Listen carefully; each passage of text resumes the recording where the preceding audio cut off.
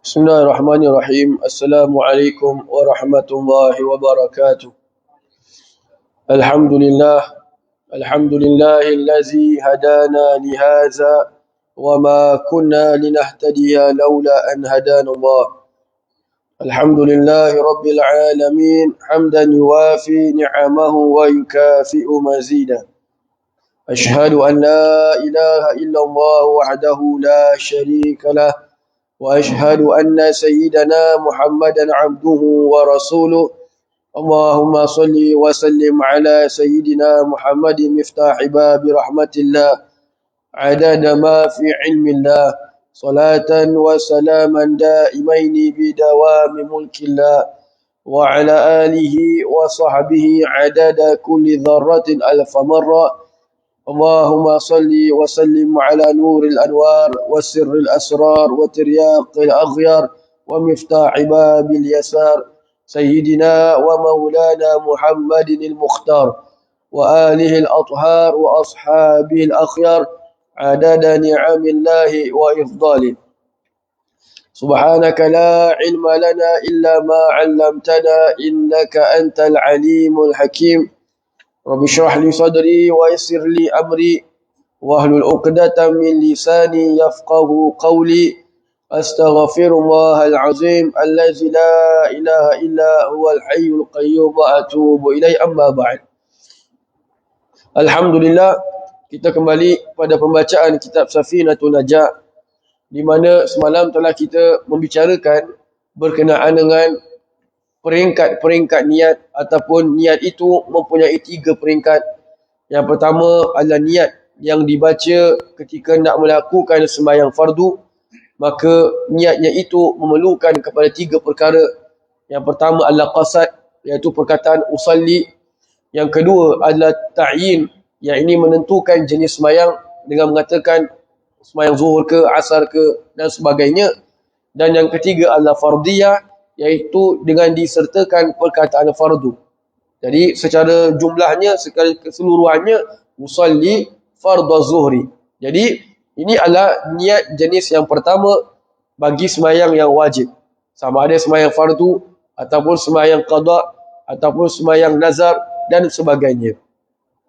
Yang kedua adalah niat yang dibaca ketika hendak melakukan sembahyang sunat yang mempunyai waktu ataupun sebab. Maka yang wajib pada niat itu 2 perkara. Yang pertama adalah qasad, iaitu perkataan usalli, dan yang kedua adalah ta'yin, iaitu menentukan jenis sembahyang yang nak dilakukan. Jadi perkataan sunat itu sendiri adalah sunat dalam niat. Seperti mana dikatakan dalam niat tu usalli qabla zuhur, sah. Saja aku sembahyang qabla zuhur, maka sah. Kerana dia hanya memerlukan perkataan usalli dan juga jenis sembahyang yang hendak dilakukan. Ini bagi sembahyang yang mempunyai waktu, seperti sembahyang sunat rawatib, ataupun sembahyang sunat yang mempunyai sebab, seperti sembahyang sunat gerhana dan juga sembahyang sunat meminta hujan. Maka kita menyambung apa yang dikatakan di sini. Wa in kanat nafilatan mutlaqatan wajaba qasdul fi'li faqat. Maka jika mana sembahyang sunat itu adalah sembahyang sunat yang mutlak, wajib, hanya cukup wajib membaca qasad fi'il saja, iaitu perkataan usalli. Baik, dari sekarang ini pengarang memasuki tingkatan atau peringkat niat yang ketiga, iaitu bagi sembahyang sunat yang tidak mempunyai waktu ataupun sebab, yang dinamakan sebagai sembahyang sunat mutlak. Sembahyang sunat mutlak ini ia ada berbagai jenis. Boleh dikatakan sembahyang sunat mutlak ini sembahyang sunat kosong, iaitu sembahyang sunat semata-mata. Kita bangun, lepas kita habis sembahyang duha dan sebagainya, kita sembahyang 2 rakaat. Sahaja aku sembahyang kerana Allah Ta'ala, sah. Tak payah sebut rakaat, tak payah sebut lain-lain, tak payah. Kalau dalam tadi dia mengatakan, cukup dengan mengatakan usalli. Jadi bila kita takbir Allah, dalam hati sebut usalli, sah. Sahaja aku sembahyang, sah. Ini bagi sembahyang apa? Sembahyang sunat mutlak, yang tidak ada tidak ada sebab dan tidak terikat dengan waktu. Dan sembahyang sunat mutlak ini dia adalah tidak ada had bagi jumlah rakaatnya. Nak buat 100 boleh, nak buat 500 boleh, terserah pada kita. Al-Imam Al-Haddad rahimahullah ta'ala, beliau itu tiap-tiap lepas sembahyang duha, sembahyang 1000 rakaat sembahyang sunat mutlak. Imam-imam yang lain sembahyang dengan menggunakan wudu, sembahyang subuh dengan menggunakan wudu isyak. Sembahyang sampailah waktu subuh. Berbanding kepada iman masing-masing. Subhanallah. Jadi nak beritahu di sini adalah sembahyang sunat mutlak dia tidak ada had rakaat dan cukup dengan niat iaitu membaca usolli. Dan para ulama juga ada menyertakan sembahyang-sembahyang mutlak yang lain. Seperti sembahyang sunat wudu, sembahyang sunat istikharah, sembahyang sunat tahiyatul masjid, sembahyang sunat tawaf. Ini semua adalah sembahyang-sembahyang yang dikirakan sebagai sembahyang sunat mutlak. Maknanya apa? Kalau lepas kita tawaf itu, kita langsung melakukan sembahyang sunat 2 rakaat, ia juga telah cover sebagai sembahyang sunat tawaf. Consider juga. Ada yang mengatakan termasuk juga sembahyang sunat hajat, sembahyang sunat pulang daripada belayar, dan berbagai. Jadi ini semua dinamakan sebagai kategori sembahyang sunat mutlak. Baik. Jadi balik pada tadi, sembahyang sunat mutlak hanya wajib untuk kita sebut usolli, sahaja aku sembahyang. Jenis sembahyang sunat berapa rakaat, sunat lillahi ta'ala sunat, ni semua sunat. Subhanallah. Baik. Kemudian pengarang mengatakan al-fi'lu usolli wa ta'yinu zuhran aw asran wal fardiyatu fardan. Adapun qasad fi'il ataupun melakukan fi'il itu adalah perkataan usolli, jadi sahaja aku sembahyang. Wa ta'yin, yakni menentukan, yakni jenis sembahyang itu sama ada zuhur ataupun asar. Wal fardiyatu, dan niat fardiyah bila menyebut perkataan fardu. Jadi kalau kita sembahyang zuhur, wajib untuk niat 3 benda. Usolli fardhu zuhri, sahaja aku sembahyang fardu zuhur. Jadi kalau dia sembahyang zuhur, dia hanya membaca sahaja aku sembahyang zuhur, tak sah. Perkataan fardu itu wajib untuk disertakan. Subhanallah. Baik, selesai kita membicarakan berkenaan dengan pembahagian niat. Maka sekarang pengarang memasuki pada bab yang baru, faslun syurutu takbiratil ihrami 16. Fasal syarat-syarat takbiratul ihram itu ada 16. Ni perkara sangat penting.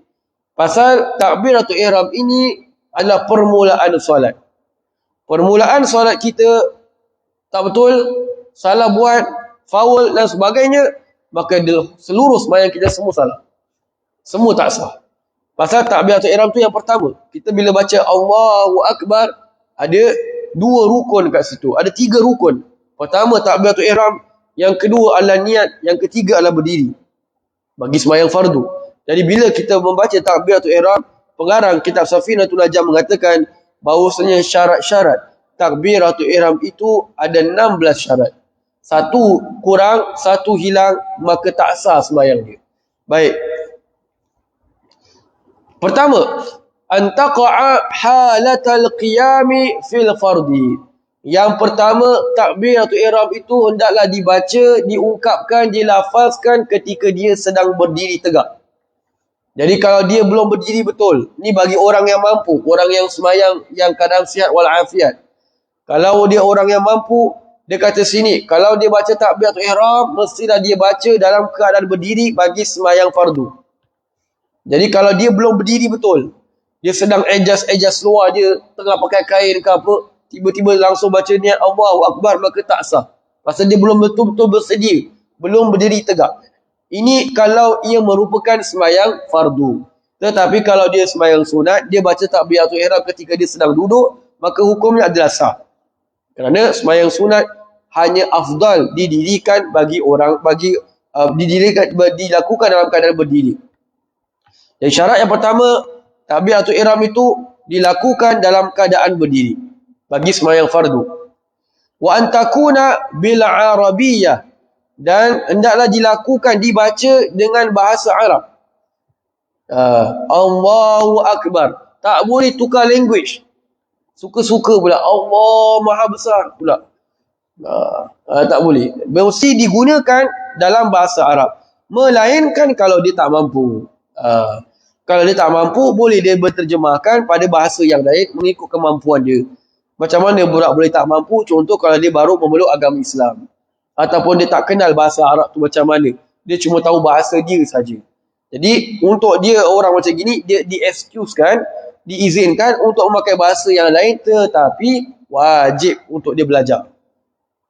Wajib untuk dia belajar apa? Cara menyebut rukun-rukun di dalam solat. Wa antakuna bilafzil jalalah. Dan hendaklah syarat yang ketiga, hendaklah dia menggunakan lafaz Allah. Lafzul jalalah bermakna nama Allah. Dia tak boleh tukar nama Allah tu dengan nama yang lain. Walaupun Allah tu kita tahu ada 99 nama seperti mana yang dikatakan dalam hadis, tetapi sebenarnya lebih daripada itu. Cuma yang Nabi beritahu tu ada 99. Tiba-tiba hari tu mood dia nak tukar. Ar-Rahmanu Akbar. Tak boleh. Walaupun memang nama Allah tak sah. Baik.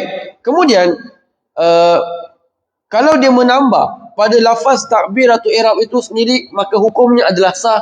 Cuma khilaf aula. Menambah tu macam mana? Biasa kita baca Allahu Akbar. 2 perkataan. 2 kalimat. Dia hari tu dia nak tambah 3 perkataan. Allahul Azimul Akbar. Sembayang sah. Cuma khilaful aula. Meninggalkan perkara yang demikian itu lebih baik. Walaupun dia nak stylo-milo ke apa, maka dia tak dapat pahala yang 100%. Pasal dia melakukan perkara yang meninggalkan itu lebih baik. Nama nak cakap sah, tetap sah. Wa bilafzi akbar, dan menggunakan lafaz akbar. Tak boleh ditukar akbar itu dengan perkataan yang lain, walaupun ada similar pada sudut makna. Seperti dia mengatakan Allahul A'zam, pun lebih kurang sama. Allahul A'azzul Akbar, pun lebih kurang maknanya.